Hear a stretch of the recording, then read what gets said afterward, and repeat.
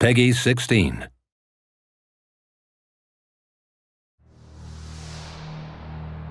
What the Bureau offers is it really asks a lot of the player in commanding and controlling their squad.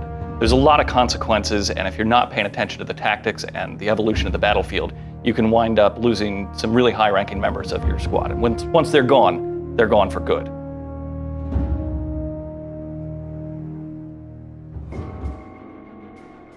I think the core of an XCOM experience is a game that demands or requires skillful play. There, moving to position. In the Bureau, we focused, primarily on the skillful play via tactical combat. It's not a game that you're going to be able to just run and gun through there.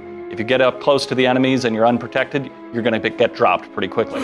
But by the same token, if you can get up close and flank those enemies where they're unaware of you or use your agent's abilities to draw their attention away, that's where you're really set up for success. The difficulty modes in the Bureau, XCOM Declassified, they follow classic XCOM nomenclature. So there's rookie, squaddy, veteran, and commander. So on rookie level, that's a difficulty level for people that just want to experience a really cool story set in an alternate 60s world of alien invasion. It's no pushover. You're still going to need to be commanding your squad, paying attention to their health, their abilities, and that sort of thing. But we'll let you restock your agents at the end of every battle. On squaddy difficulty, that's when things start to get amped up a little more. The enemies are going to shoot a little more accurately and hit a little harder, and we're going to start seeing them flank and surround you a little more frequently. Veteran is kind of our default difficulty, and this is where you really need to start demonstrating that you can not only play the game as a good shooter player, but also by managing your squad, paying attention to them, and really putting together plans more than a couple sequences ahead.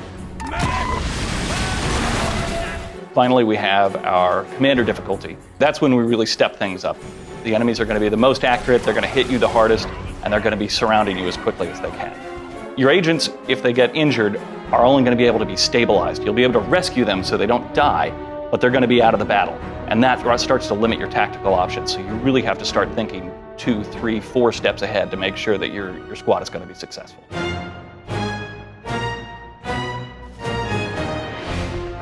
We do require that you have a good distribution of your forces in the battlefield. Use sound tactics, things like covering fire, relocating, target prioritization, looking for the high ground advantages, maximizing your flanks, this sort of thing, all escalating up both in the intensity that's required from the player based off of where you're at in the campaign progression, the enemies that you're fighting, how things are leveling up, to get what effectively is something that is hopefully giving a challenge to the player every step of the way and demanding something from them, not just as I am a combatant in the battlefield, but as a commander.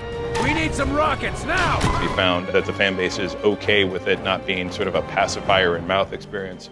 We felt pretty good that we could take that as a signpost for how we wanted to scale up the difficulty or the challenge, as I like to say, in the Bureau XCOM Declassified.